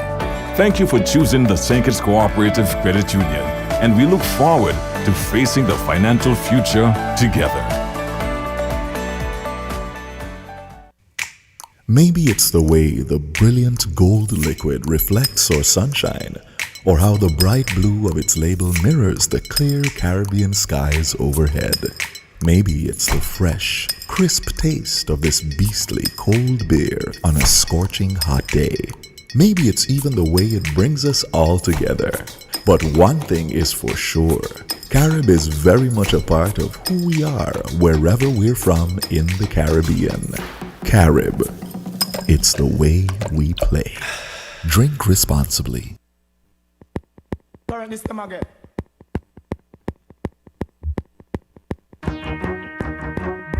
mean, I say I read on fire. A judgment yard, I say that tonight. King Selassie the Almighty. You know, man, just love yourself, you know. Yo, get to the point. Yeah, this the Rasta man, and I'm a born with chalice when the Yankee gun turns. Yeah, get to the point. Yeah, this the Rasta man, and I'm but not the Babylonian every time. The one on him. Hey, hey, hey, hey, sister, can you stop love you one another? Hey, hey, hey, hey, sister, can you start the fire? Hey, hey, hey, hey, sister, can you stop love you one another? Hey, hey, hey, hey, where the best things me good for them. Judgment go set for them. Tell the black woman say Rastafari check for them. Tell the ghetto youth is that can just say respect for them. Sodomite and master boy me say I left for them. Watch it make me chop off the Pope and left for them. Watch it make me chop off the politician left for them. Born Babylon and me a burn out the incident for them. Here King Selassie no can't contest with them. Why all? Hey, hey, hey, hey, sister can them start at the fire. Hey, hey, hey, hey, sister can them stop love you one another. Hey, hey, hey, hey, sister can them start at the fire.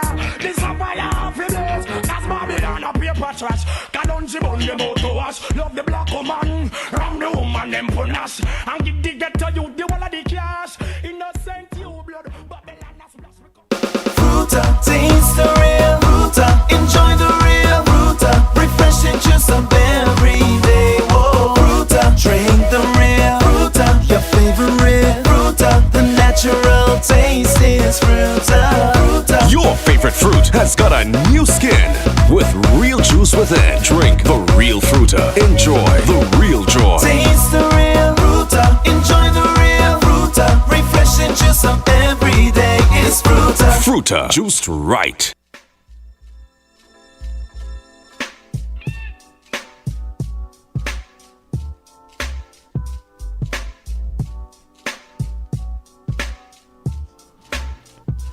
Welcome back to More Ireland Tea with your faves, Gavin and Amali. So we have like 25 minutes before we tea cool down. Let's talk a interesting topic that was the heat of the internet yesterday. So there was a video posted online of a man driving a vehicle and his mother was in the front seat, and he stopped to pick up his wife, and he said the wife then said, he basically asked the mother to come out, she would like to sit in the front, and the mother was disrespectfully declining to exit the car. The wife then proceeded to say, she's speaking to the husband, we've done this many times, I'm tired of having to deal with this issue. Why, this is my vehicle, I'm your wife, why is it that, your mother constantly is disrespecting me? So let's talk. Who comes? Wow. So it's a mouthful. Sounds like there's some past history there, but yeah. Let's talk. Who unpack it? Comes first? Let's use this car as an example, because this is a general answer for this is not that easy. So let's talk the car situation. Who comes first? Your mother or your wife? Or your husband if you're a woman? That's the question though. Because that's a Well, let me rephrase that. The who comes first part. What would you do in this situation? Oh, okay, because that's a different. Yeah, because I don't think that question applies in the situation. That's why I said the big question was who comes first, but then I said that was too general. Because so I'm going to tell mother come out different seat. Right. Let's jump down. And not because she's mother, but because she's our elder.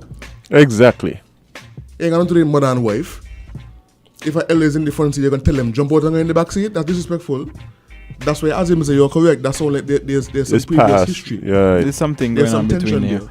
But I don't like someone here on the live is saying, is the issue really sitting in the front seat of the car? I don't think that at all. I don't think the issue is the front seat of the car. I think the issue is clearly if the video shows that there is some sort of the mother has some sort of disrespect towards the daughter, not the daughter, the son's wife, and for equality's sake, let's say, and vice versa, the daughter does not respect the mother. But we have a call on the line. Caller, you're live. Yes. Good morning again. Good morning, friend. I think the wife was not compassionate, and she should exercise common sense. Mm-hmm. Because she knows the man mother, where he come from. Mm-hmm. And she lacked understanding. She went off. Let me put it away. A number of things could have happened. So maybe she had an obsession with her husband, because some women love to be in the front seat with the husband, Mm-hmm. and vice versa. But it's his mother. Mm-hmm. But the Bible says, and I'll let you read this one. The Bible says, a man in the New Testament, a man may leave his father and mother and cleave to his wife. Mm-hmm. You become one. Scripture tell you so. But I wouldn't disrespect my mother. I wouldn't disrespect my mother for anybody. You understand? My mother is my mother. But I know your wife is part of you. You become one. Mm-hmm. But just that he doesn't work, because sometimes the man don't allow that to become one or the woman after a while. Mm-hmm. You're married, you say how kind of nice thing, how kind of celebration, which marriage is a good thing, but just that somebody don't work out. Mm-hmm. Anyway, have a good day. Right. I think the issue and what we saw over the airways, the issue is not about the front seat of the car. The issue is about the deeper rooted issues. The son, and they're saying that the son is encouraging this sort of behavior because we see in the video the mother was saying some very disrespectful things towards the son's wife, and the wife is basically fussing and basically saying, why do we have to constantly go through this over and over? And I think it's a matter of letting your parents will treat your spouse how you allow them to treat your spouse. Mm-hmm. So somebody assisted, and let's be clear again, the car belonged to the wife. So again, it's not primarily about the issue about the car. The issue is about the disrespect, and people are saying the husband needs to let his mother know it is not okay to disrespect my wife, and to tell the wife, it is not okay to disrespect my mother. You He's cannot supposed to like be each other. The man to shake the balance. Right. It is not okay. It is okay to not You like think each either of them other. listen to him? Huh? You Yeah, think but either of them listening to but him? then The two of them. But then the thing is as well, it's okay to not like each other, but You have to you maintain cannot respect. disrespect each other. And again, as the issue is, you you have a wife now. For you to disrespect your wife and allow your mother to disrespect your wife, people are then asking, so who are you married to? Who are you trying to spend the rest of your life with? Yes, it's your mother, and she will always hold a dear place in your heart, but it's just about creating a balance. Once disrespect entered the situation, our logic and sense left, right? And so, generally in these cases, what we're seeing is just a bubbling over of something else. Yeah, And I'm because really and she said, the wife said out loud, "Why do we have to do this every time?" So that alone is said out loud. This has happened multiple times, or there's been multiple instances of disrespect. But the thing is, right, if she is indeed only talking about the car incident, right, that's an issue for me. Yep. Because if I am married and my wife decided that when she come, my mother must get out the front seat, not because of my mother, but because it's an elderly person. Well, my mother is an elderly one. An elder, our elder, a senior person in the family, and you're gonna tell them go in the back seat. To me, that's out of order. But personally speaking, what's a bit interesting for me is we see a lot of these mothers experience extreme disrespect from their husbands, the in-laws, yeah. From the in-laws, and they despise it, but then they pass it on.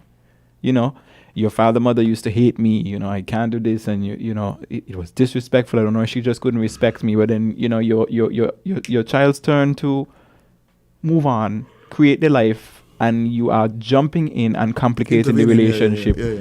And that's the thing as well. A lot of parents, and it's not just mothers; it's also fathers. Mothers and fathers, they basically turn a marriage into a marriage with three of them. Mm-hmm. They force themselves in the marriage in such a way that all three of them are married. And that is why, all three of them need to navigate. That's why it's important for people to have these conversations before they even get into marriages. Boundaries. And expectations, importantly. Yes, sir. Expectations. Well, let me ask you guys these questions. For instance, if I'm driving, let's say I'm driving, Kevin's in the passenger seat, and I go and pick up my significant other, right? Generally, I would ask Kevin to hey, my girl come in. Voluntarily go in the back. Yeah, my girl come in. I don't even wait to be asked as him. You can ask my friend them. When I in the front seat and they picking up the mother, even the mother, the woman, anybody, I jump out the car. Yeah, but that's what I'm saying. So I just wanted to know where you guys stand on that dynamic. Man, you have to. But you see, again, the thing is being adult enough to offer that. And that includes the mother as well. Because, in the video in this case, the mother was not an old person. She was a spunky young woman. So, but she's still the elder. But, at the same time, we can't use the elder topic as a justification for disrespect. No, not disrespect. Right. In the video, it shows, the video shows the mother saying some pretty nasty things towards the daughter. And she said it, with such confidence that her son, she's saying it this is how I feel, and my son, he ain't gonna tell me nothing. So who are you to tell me anything? Mm-hmm. And the thing is being able to provide that. Because even if the mother, and it goes both ways for both the wife and the mother, if the mother's in the front seat, the wife should feel confident enough to at least know that there is some sort of balance. The mother could have been like, you want to sit in the front? No, it's okay, stay. Mm-hmm. And she goes in the back seat. Mm-hmm. Or vice versa. The wife might be in the front seat and the mother coming in. You want to sit in the front has more leg room. Mm-hmm. But then the issue is that there is not the option. It's this asserting your space and you must move around me. Mm-hmm. And like someone here on the live is saying, they said, the mother has to respect the son. And respecting your son means respecting the wife as well. Mm-hmm. You don't have to like her, but you cannot respect your son or daughter, but we're using son in this scenario. You cannot respect your son if you don't respect the person he chose. Because I know we all love to pick and choose. Our parents love to pick and choose who we end up with. But at the end of the day, it's not their decision. And I think parents need to realize that. I don't like him for you. I don't like... okay, but it is my decision. I am the one who's going to be spending, the days every day of the week in the house with this person, not you. So I think that this choice should be mine. And you need to respect, who your children choose. You can advise them, you can tell them, I didn't like how this person did that, but you should not try to manipulate your children's relationships. And also, the in-laws shouldn't be the ones to actually confront the other in-laws about any particular situation. Like if the mother has an issue with the wife, she shouldn't be arguing with the wife. And vice versa, if the wife got issue with the mother, she shouldn't be arguing with the mother. Just listen, talk to the mother. This is how I feel about this thing. This is your mother. Deal with the situation. I'm not arguing with her. You might be better suited to talk to the mother about this. Exactly. This is how I feel. You need to do something. Right? We got some real confusion in laws, eh? We know. I'll give you an example. So, girl moves on from a previous relationship. Mom's like the guy. The previous guy. The previous guy. So, guy is now asked to continually come around. Right? Bye. Right, hold on. Right? Mother does not like the new guy. Right? And so, what happens is, moms invites guy over for food. Guy, Hurricane, come in. Here's a little $100 just to help out with anything that might happen. Can't come to the house. And then, pandemic come in. Watch a movie. Come over. Anybody need? Oh, you need a little uncut? Come over, watch a movie, and then when your son and his new girlfriend come over, you're exiting there with your mother. Yeah. Like so, but not only that. So, girl now goes to mom and says, "Moms, you can't be doing this. Like, this is not. This ain't cool. Like, I can't make." You don't want my new boyfriend to come here just to pick me up, to take me out. But you got my ex, who disrespected me. Foot cock up on yeah. And the foot on. But you know, all up on the armoire. But then even so, I feel that in itself is such a toxic situation because as the ex, you should know when it's too much. Oh no, the ex want back the girl. That's the thing too. Like staying close. You doing that shows how playing it close. Down and dirty you want to play. Don't touch the food in the parties as him one. He coming later. Somebody on the live is saying, when it comes to the specific car situation, first come first serve. Neither has the right to make each other move, but each is free to offer up the seat. And I have to agree. It's true. First come, first serve. Between your mother and your wife, I don't believe the front seat belongs to anybody. The front seat does not belong to anybody. But you should be respectful enough to offer up your seat if necessary. The front seat is commonly seen as the most comfortable seat. With the most leg room. Exactly. In my personal opinion, if an elder is in the front, you don't ask the elder to move. Right. But do you expect for the person in the passenger seat to move if an elder is joining the party? Not necessarily, but if they offer that would be a sign of good faith. Like there are times you want to come in front, moms? Right, exactly. And let mom say, no, it's okay, I'll go in the back. And that happens. That has happened. Asking the question is I think you should always ask. When it comes to elderly people, you should always ask. I always ask. Like it's not even it's not a question in my mind. Like, oh, you're picking up somebody. As a matter of fact, if I know you're picking up somebody who has a relationship with you, go in the back seat. I just go in the back seat. I don't even offer nothing. I just go in the back seat. Like for me, if I'm driving with a friend and we're going to pick up their partner, and if the girlfriend come outside, I'm gonna say, okay, I might not even say. I might start getting out the car to just go in the back seat because you want to be next to who you involved with. But then is. Let me just do that. But then if the partner then says, no, stay. Then okay, fine, I'll stay. But again, I do not want you to feel like I'm taking a spot that belongs to you because, you don't want them to miss it because they feel uncomfortable. Yeah, because I just be like, you sure? I'll go in the back. Or I would simply say, I don't know the car. So I was picking up I was with my partner and we're picking up his mother. And we stopped by her workplace and I jump out the car and I said, where are you going? I said, in the back seat. He said, no. She good. She prefer the back seat. Yeah, some parents, some parents would tell you that they prefer the back seat. You start getting no, I want to sit in the back.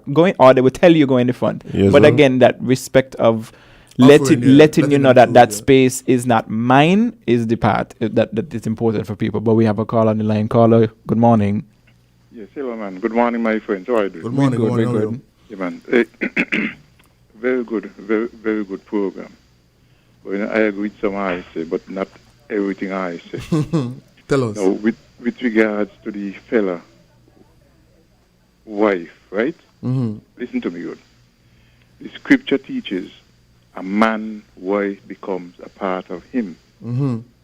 And a man's, listen me carefully, a man's mother is not the man's family. The man only come family when he got a wife. And his own family. The wife begins his family. So you are your mother's family. Your mother is not your family. Secondly, people got to understand when a man marries to a woman or a woman marries to a man, they become one. Right?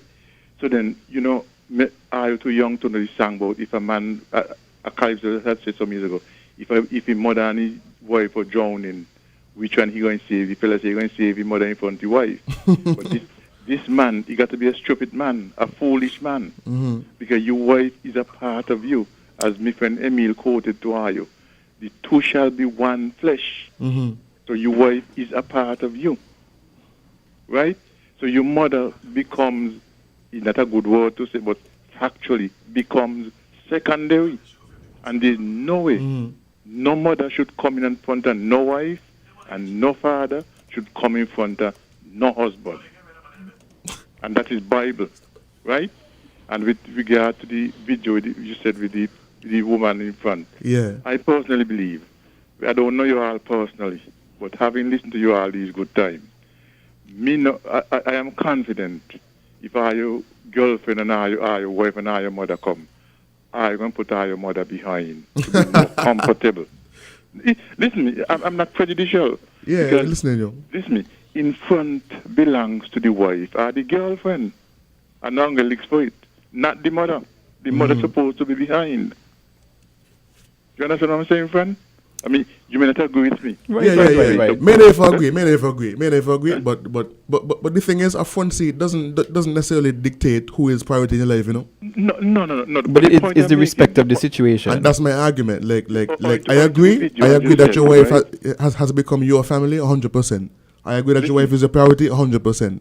But I don't think that have anything to do with the front seat. The point I'm making, friend, when it comes to the wife and the front seat, that's supposed to be given to the wife as a priority, and then the parents go behind. As I said, you do not have to agree with me, but that is just the way I feel, you know. No but problem, let us sir. also understand that a man's wife comes in front of his mother, and a man supposed to call his family before the government. The family first, then the government. Mm-hmm. You don't have to agree with me, right? But a man's family comes. No, I agree with you, sir. I agree with you. Eh? I agree with you, man. I agree with you. A man's family come in front of anything. So, I go in and good man. Hey, take care. Thank you very much. All right. But Mr. Bailey, we have any more calls? No, okay. we're good. But you know, it's again, you know, it's not just about the actual front seat. The issue is the respect, and I feel like, you know, even in this situation, going back to the one that we saw in the video, the issue is that, and I think to be completely honest, I think it all boils down to the son's fault. He did not make a clear line as to how much is too much when it comes to the mother. Where are you overstepping your boundaries as my mother? And then when it comes to the wife, you know, this is still my mother. You might not agree with the things she's doing, or she might be doing nasty things to you, but at the end of the day, this is a union between you and I. Let's not involve my mother, or let's not let that affect us, or let's not disrespect her. And again, it all boils down to the son, because he did not draw clear lines in the sand. Yeah, he let it escalate. I don't know. I feel like everybody in the situation has a personal responsibility to respect everyone else. Yeah. You know, so I don't know. But when that doesn't happen, it's his fault. It falls upon it's the not son. his It's fault. not his fault that it but happened. It's not his fault. But it's his fault for letting it get to a certain level. Because again, you know, from the time she says her car, I give her the keys. Yeah. Because the common denominator in the whole situation is he. Because he's the link. He's the link. So he's the mediator. He's the mediator. He needs to decide. Listen, don't talk to us, and you don't talk to us either. Otherwise, you're gonna have a problem. Simple as that. So if the fact that it got to that level, they should be. he let you out of hand. The two of them should have been, you know, again, We don't have and to you're like right, and each the woman other. tell me something about the car, I give you keys. I give you the keys and But you know, we you know to Not each stop mid-sentence, why you do that? because when you're talking. But you know, it's just the issue of respect, which is what most people are saying. You know, clearly your mother does not respect the wife, and that itself is a big problem. Huge. And lots of women were saying, you know, if you are willing to let your mother disrespect me like that, should I give my wedding ring to your mother? Like people are saying, like, you're letting your mother disrespect me however she feels like doing. So that's your wife then? Is that your wife? Mhm. Like, is that who you want to spend the rest of your life with? Also, I don't like commenting on these things normally because You know, we don't know the dynamic. We Right. don't know what happened the morning before that. Very little context. Very little context. We just using a It could have specific very well context. be the wife tell the mother some disgusting things the previous day, And the she mother refused to get out. The mother just Or the husband, Yeah. has spoken to his mother before about the same situation. Mhm. Right? Because again, the example I gave you, mothers don't always listen. They hardly ever listen as him. That's the nature of mothers. Oh, They we know have a what's call. best. Call you alive. Yeah, I've been listening to the conversation, Mm. and with all due respect, like one of you guys say, if you in the front of a partner can, the wife or girlfriend come, you're going to make the effort to take the back seat. I think you would do the same thing if the mother comes. Of course. Now, that situation there, since somebody had already occupied front seat, I kind of think the wife was out of place to the man, the front seat. That's my opinion. That's it. You know. So I agree with you 100%. You know. And that's what I've been saying. You don't ask an elder to leave the front seat to sit on the front as a young person. Like, to me, that just ain't make no sense. I'm not going to be a bit controversial here. When it comes to my mother and my wife, like people always come, the Bible could be very controversial. Mhm. I mean, it was written by man and something could have gone wrong. But if my mother drowning and my wife drowning, I'm first going to save my mother. Right? I hear you. The whole thing is you could replace a wife, but you can't replace a mother. Thank you. Go ahead, sir. Go ahead. Caller? Hello? Okay, I think we lost him. But he was just... If you want to finish.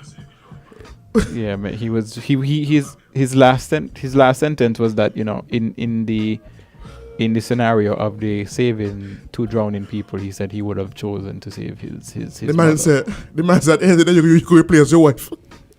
You know, it's Your a very mother's it's a confusion. situation. That's one view. It's That's a one view, situation yeah. that goes You can be multiple married, you ways. can't be mothery. But let me read some of the lives, the comments that we have on the live. You know, we have some people saying the guy, the son, he was supposed to draw the line for both of them. From time she said Early. it's her car, I giving her the keys. I could also take out the gas I just put in. Somebody That else would not have ended well. From experience? Somebody That would else have- is saying, you know, they don't feel as though her stating that it's her car was, you know, let me read it word for word. It's inappropriate. There You is can't- no you me. basically calling rank, like, There, yo, don't there answer is call no me me. car. But she's saying it's her car because she wants to make a point. Somebody else is saying if they're not making any headway, then he intervenes. Mhm. People know when they're overstepping, they just don't care. Somebody else is saying some mothers I think just the goal need is to overstep. respect. Yeah. Somebody else is saying some people need to respect their wife, their mother, their son's wife. Someone else is saying everyone needs to respect everyone. It all starts with Yes. respect. Every person needs to respect everyone. And again, Yes. it's beyond the car seat. It's beyond the front seat, the To back me, seat. To me, I don't do the car seat.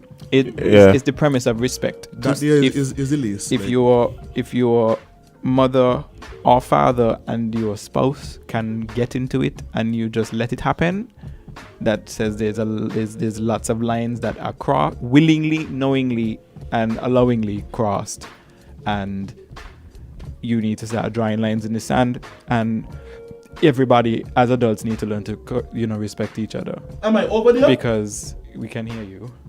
We can. So even like it's each person's situation is gonna be different, but I think what it boils down to is respect. Your parents needs to respect your spouse, and your spouse needs to respect your parents. It is not, and it cannot be a one-way street. 100%. Because if the mother respects the wife and the wife don't respect the mother, one-way street. Because then, you know, it's just the wife constantly disrespecting the mother, and it's just the dynamic is off, and vice versa. If the mother is disrespecting the wife and the wife disrespecting the mother, then it becomes this power dynamic. And when you are moving on to creating your own family, you have to realize that you cannot let your family suffer for nonsense. On a totally different note, Amalia, how you enjoying the party? Yes. Yes, and that. So you want to keep you want party, but you so fraudulent. let's. Wow. You see him? So then we see other people here saying, you know, my mother would curse her out. I know it, but and again, you know, each situation is different, but it all boils down to creating that proper dynamic of respect between both your parents and your partner. But since we are now bothering the end of, I can't. You're going to address our concern, eh? I will address the concern. On you.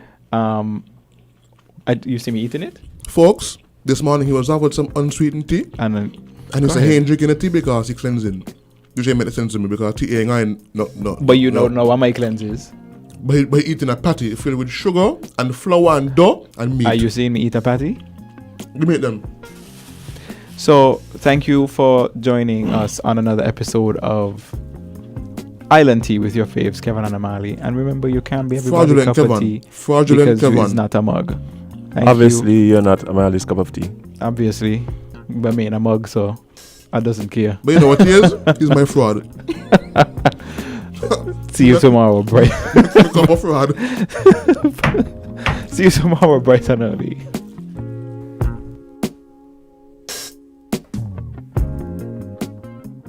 We're different.